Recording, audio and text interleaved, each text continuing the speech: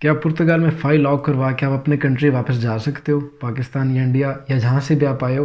और क्या time period पूरा होने के बाद आपको पुर्तगाल का टीआरसी कार्ड मिल जाएगा? तो इसका आंसर है बिल्कुल, जी हाँ। आप अपनी कंट्री वापस जा सकते हो जहाँ से भी आप बिलोंग करते हो। लेकिन कैसे जा सकते हो अपने कंट्री आप वापस, ये तमाम प्रोसीजर आपको आज की अपनी इस वीडियो में समझा दूंगा कि क्या क्या स्टेप्स आपने फॉलो करते हुए अपनी कंट्री वापस जाना है या जहां भी आप जाना चाहते हो, और कैसे आपने पुर्तगाल में अपने डॉक्यूमेंट्स को हैंडल आउट करना है। तो इन तमाम चीज़ों से आपको आज की अपनी इस वीडियो में मैं गाइड कर दूंगा। तो इस वीडियो का एक एक पार्ट बहुत इंपॉर्टेंट है, आपने वीडियो को कोई पार्ट मिस नहीं करना या स्किप नहीं करना। तो सबसे पहले तो आप सबको मेरे चैनल पर खुशामदीद। मेरा नाम है ज़ीशान आसिम और आप देख रहे हो इट्स फॉर यू। मैं बनाता हूँ दोस्तों वीडियोज़ इमिग्रेशन से रिलेटेड, स्टूडेंट वीज़ा से रिलेटेड और यूरोप की मुख्तलिफ़ कंट्रीज़ की इन्फॉर्मेशन वगैरह मैं आपको बताता रहता हूँ। तो अगर आप मेरे चैनल पर नए हो तो प्लीज़ मेरे चैनल को सब्सक्राइब कर दो और साथ ही घंटी के आइकन पर क्लिक कर दो ताकि आपको मेरी आने वाली हर वीडियो की नोटिफिकेशन बआसानी मौसूल हो सके।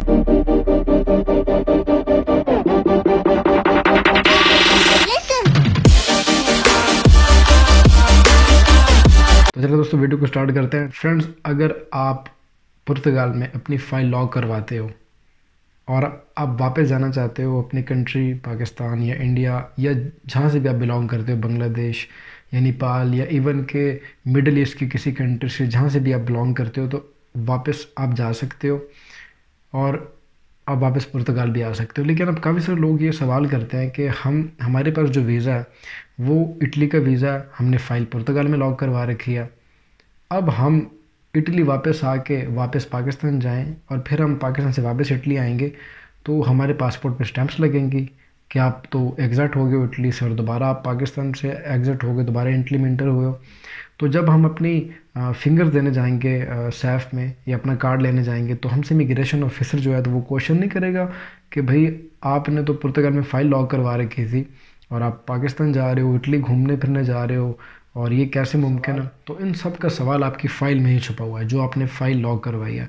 सबसे पहले तो आपने जो एंट्री किया पुर्तगाल में, अगर वो लीगल है तो आप ट्रैवलिंग वगैरह करो। लेकिन अगर आपने पुर्तगाल में एंट्री उस वक्त किया जब आपका वीज़ा एक्सपायर हो चुका था तो फिर आप ट्रैवलिंग वगैरह करने से गुरेज करो, फिर आप पुर्तगाल में स्टे करो या इनसाइड यूरोप में ट्रैवल करो।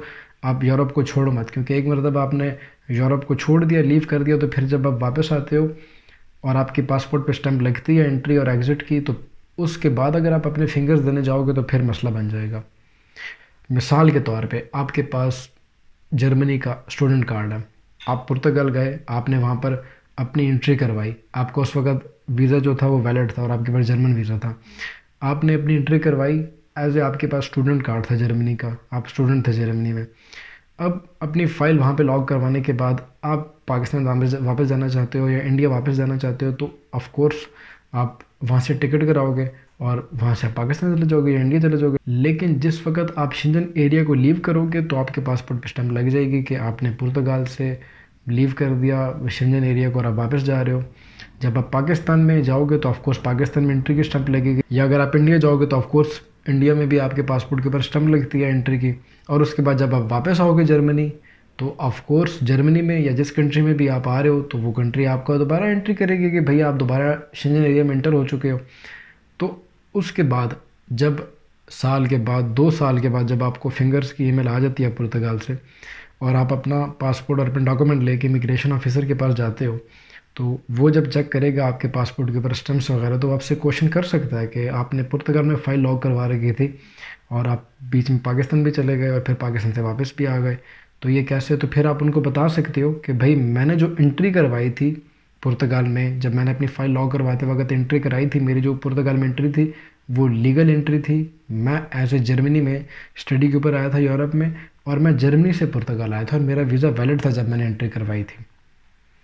तो जो डॉक्यूमेंट आपने एंट्री के वक्त पुर्तगाल में एंट्री के वक्त सबमिट किए थे, जो वीज़ा आपने सबमिट किया था, उस वीज़े से रिलेटेड आपके पास जो जो सबूत या डॉक्यूमेंट हैं वो आपके पास होने चाहिए।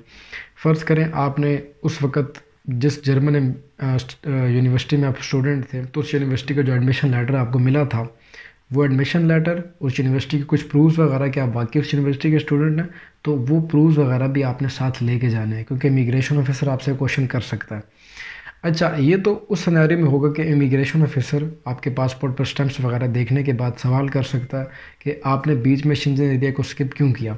लेकिन क्या हो कि इमिग्रेशन ऑफिसर आपके पासपोर्ट को देखे ही नहीं, आपकी फिंगर्स वगैरह वो ऐसे ही कर ले आपके पासपोर्ट की छानबीन किए बगैर। तो ये कैसे मुमकिन है? ये तभी मुमकिन है कि जब आपका पासपोर्ट एक्सपायर हो जाए, यानी कि आपने जो ट्रैवलिंग की थी पाकिस्तान में या इंडिया में पुर्तगाल फ़ाइल लॉक करवाने के बाद, वो जो आपका पासपोर्ट था पाकिस्तानी या इंडियन पासपोर्ट, वो एक्सपायर हो जाए। वो एक्सपायर हो जाए और आप नया पासपोर्ट अप्लाई करो और नया पासपोर्ट लेके जाओ आप जिस वक्त आपकी फ़िंगर होंगी पुर्तगाल में। तो जब आप नया पासपोर्ट लेके जाओगे तो उसके ऊपर तो कोई स्टैम्प वगैरह नहीं होगी। हाँ, लेकिन इमिग्रेशन ऑफिसर ये आपसे सवाल कर सकता है कि आपके पासपोर्ट का जो नंबर है वो चेंज है, क्योंकि आपका जो एक्सपायर हो चुका है पासपोर्ट उसके ऊपर तो नंबर दूसरा था और अब दूसरा नंबर लिखा है पासपोर्ट के ऊपर। तो आप सिर्फ कह सकते हो कि मेरा पुराना पासपोर्ट वो एक्सपायर हो चुका है और ये मेरा नया पासपोर्ट है। तो इमिग्रेशन ऑफिसर आपसे कोई सवाल नहीं करेगा, किसी किस्म की छानबीन नहीं करेगा। ये उस सिनेरियो में कि आपका पासपोर्ट अगर एक्सपायर हो जाता है तो ये आपकी गुड लक होगी। अगर एक्सपायर हो गया तो उसके बाद वो तो आपसे सवाल करेगा ही नहीं, ठीक है। तो ये अभी रिसेंटली मेरे एक बहुत क्लोज़ फ्रेंड ने मुझसे ये क्वेश्चन किया था। उन्होंने भी ऐसे ही पुर्तगाल में अपनी फ़ाइल लॉक करवा रखी थी तो और वो पाकिस्तान जा रहे हैं। तो उन्होंने मुझसे पूछा कि जब मैं वापस आऊँगा तो अब जब मेरी फिंगर्स के लिए मैं जाऊँगा पुर्तगाल में, तो अगर उन्होंने मुझसे सवाल कर लिया कि आप बीच में क्यों गए थे पाकिस्तान, तो मैं क्या जवाब दूँगा। तो देखें, इसका जवाब ये है कि आपने जो एंट्री करवाई थी पुर्तगाल में, वो एंट्री आपने जिन डॉक्यूमेंट्स की बेस पे करवाई थी, वो डॉक्यूमेंट्स अगर लीगल थे और आपका वीज़ा उस वक्त वैलिड था या आपकी लीगल एंट्री थी, तो जो इमिग्रेशन ऑफिसर है वो आपके पाकिस्तान आने जाने के ऊपर कोई ऑब्जेक्शन नहीं लगा सकता। हाँ, लेकिन अगर आपकी जो एंट्री थी वो इलीगल थी या आपका वीज़ा उस वक्त एक्सपायर हो चुका था, तो उस सिनेरियो में आपके लिए ख़तरनाक है। उस सिनेरियो में आप यूरोप लीव करने से गुरेज करें। आप यूरोप के अंदर ही रहें। यूरोप की एक मरतबा एग्ज़िट की स्टैंप लग जाती है आपके पासपोर्ट पे, उसके बाद मसला हो सकता है आपके लिए। अच्छा, अब एक तीसरा सिनेरियो भी है और वो ये कि मिसाल के तौर पे आपने जो एंट्री करवाई थी पुर्तगाल में, उस वक्त वो इलीगल एंट्री थी आपकी, आपके पास कोई वीज़ा वगैरह नहीं था, लेकिन बीच में ही आपने स्पेन में पार्लियामेंट करवा रखी थी।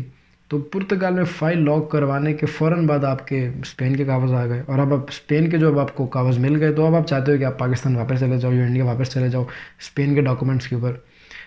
आप पाकिस्तान तो वापस जा सकते हो, आपके पास लीगल सबूत है, आपके पास वीज़ा है, वापस यूरोप भी आ सकते हो।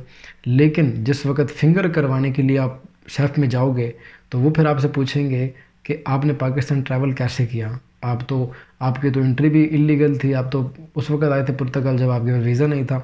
तो उस सिनेरियो में फिर आप फंस सकते हो। उस सिनेरियो में फिर एक ही हल है और वो ये कि आपको जो पाकिस्तानी पासपोर्ट है वो कहीं गुम जाए, उसके ऊपर एंट्री वगैरह की स्टैम्प्स ना लगी और आपका नया पासपोर्ट बन जाए जो बिल्कुल कोरा हो, जिसके ऊपर कोई स्टैम्प वगैरह नहीं है, बिल्कुल सादा पासपोर्ट हो।